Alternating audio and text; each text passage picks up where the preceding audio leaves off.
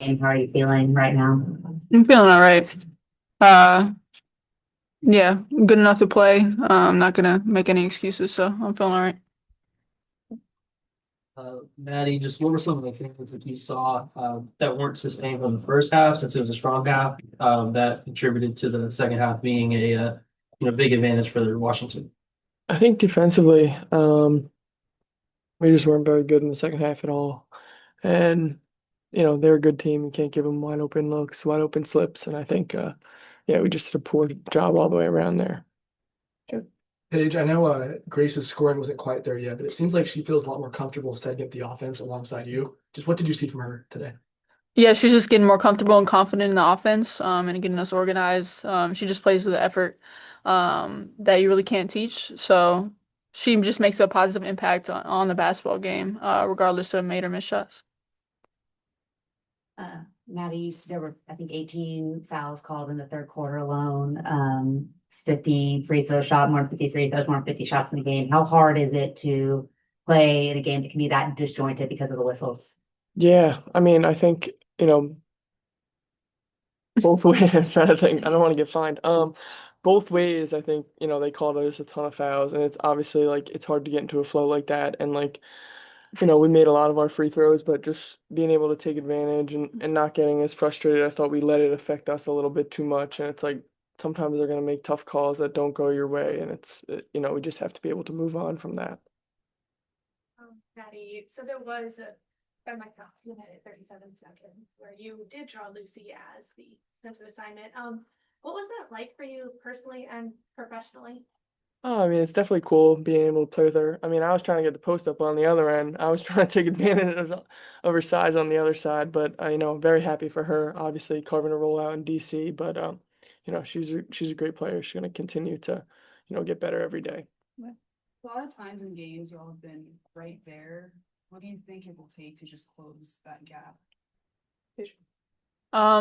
Just being about action. Not words, we know what to do. So just doing it. On the pick and roll, point guards are bringing the ball down the court.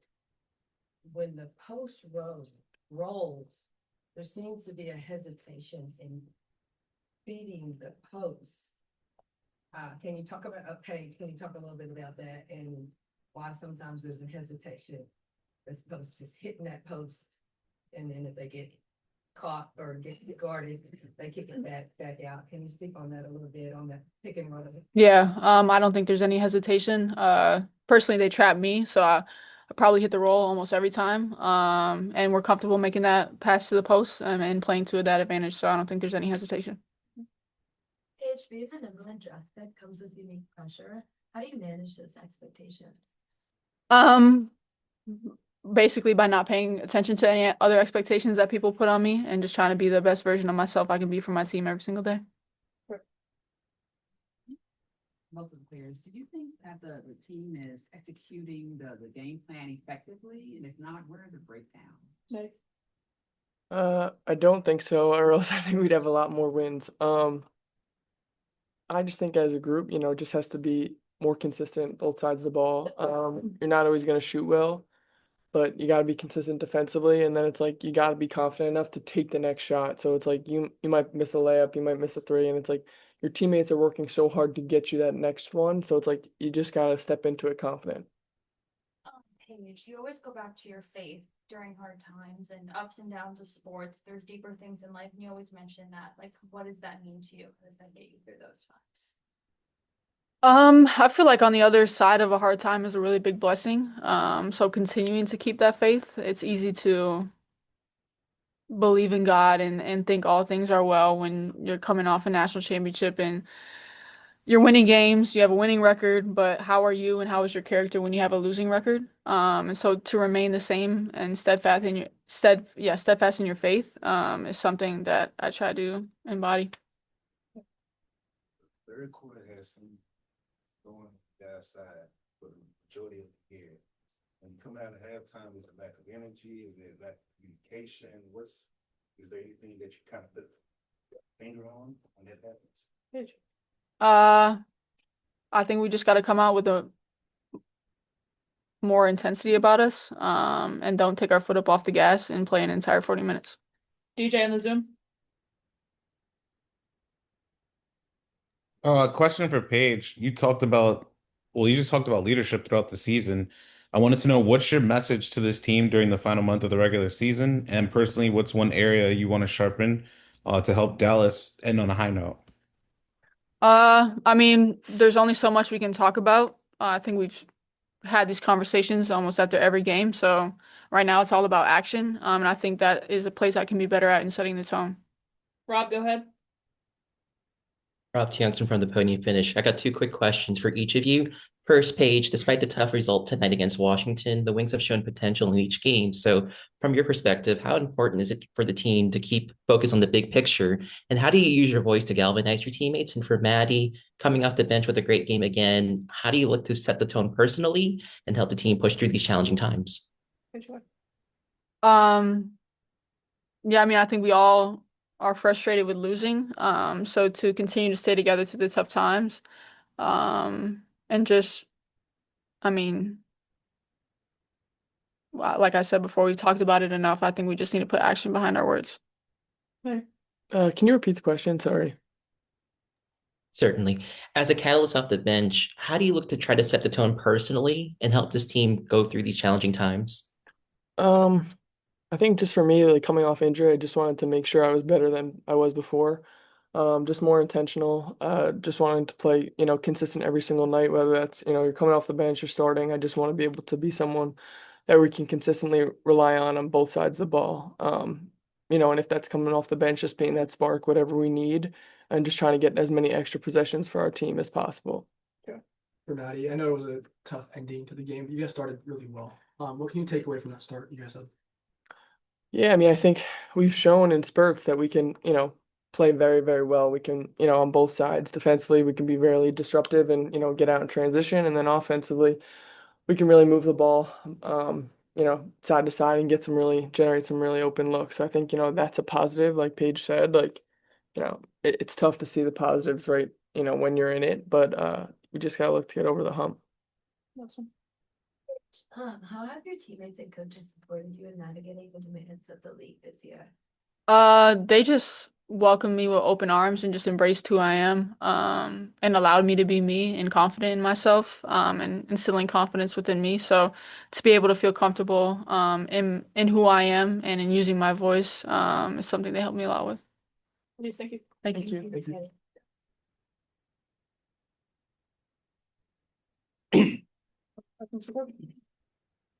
I'll ask what I asked Maddy. Just that first half, you guys did look really good out there. Just what do you take away from that first half?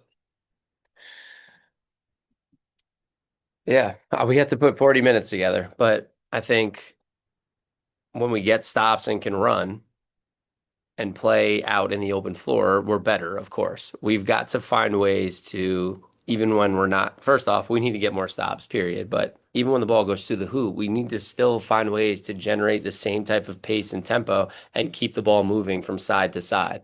I think in the third quarter there, you're taking the ball out of the hoop a lot, and then he just kind of slows you down. Things get sticky. Now they can load up and execute their defensive coverages a little better. So that's our growth area. But offensively, yeah, I mean, when your whole team's under 20 for 2 quarters in a row and you get stops and you run, then the offense feels better.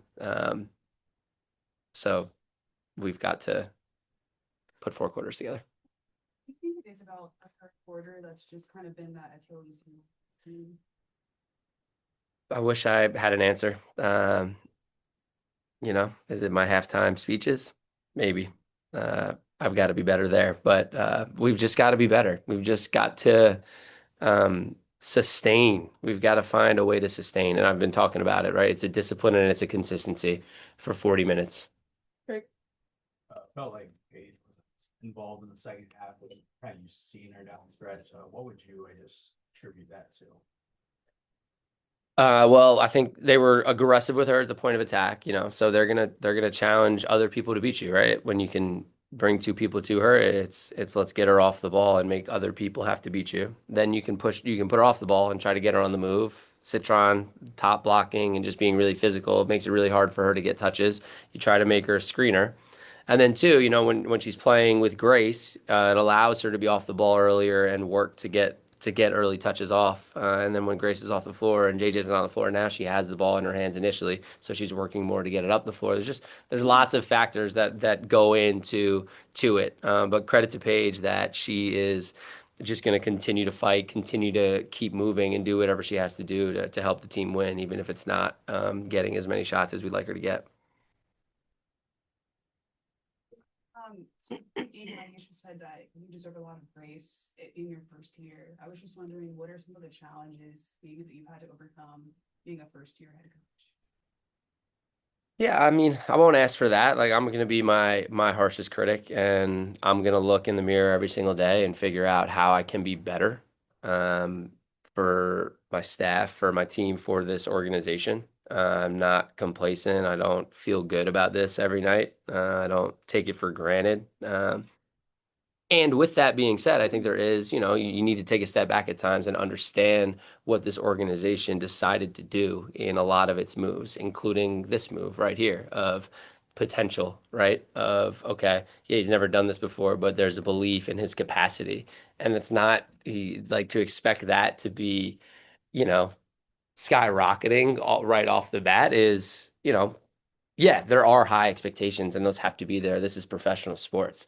But if you can take a step back and think, all right, are they learning and are they getting better? And it might not look like it on the floor, but are the seeds being planted behind the scenes in the locker room for something that will ultimately lead to a positive culture that will ultimately lead to a winning brand on the floor?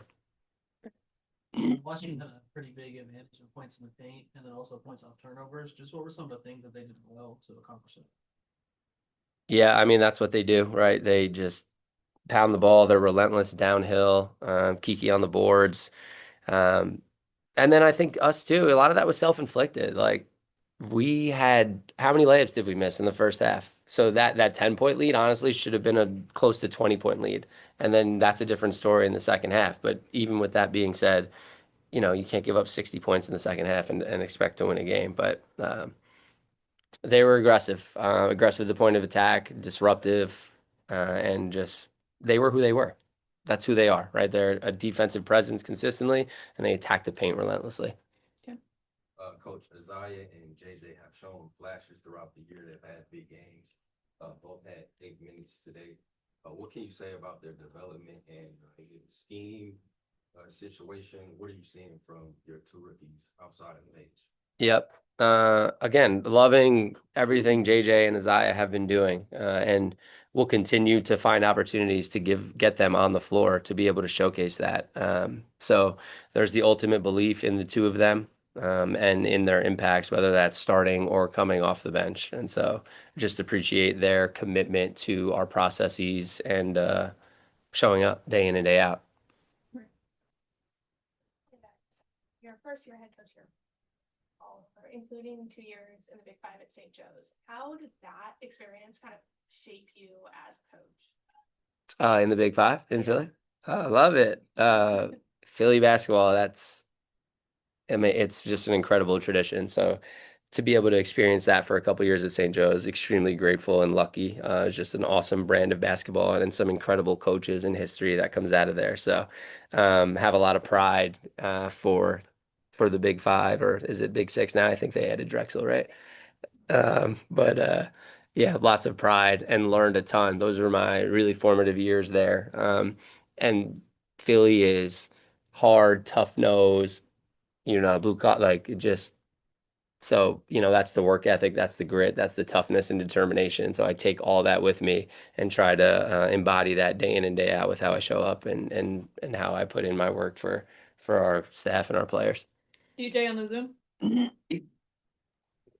Coach, I mean, this team has been competing hard all season. But I just wanted to know, two questions. How do you get this group to sustain sharper execution, especially going into the last month of the season, so you can turn these close efforts into big wins? And then I wanted to know what specifically adjustments on offense and defense are you prioritizing down the stretch? Yep.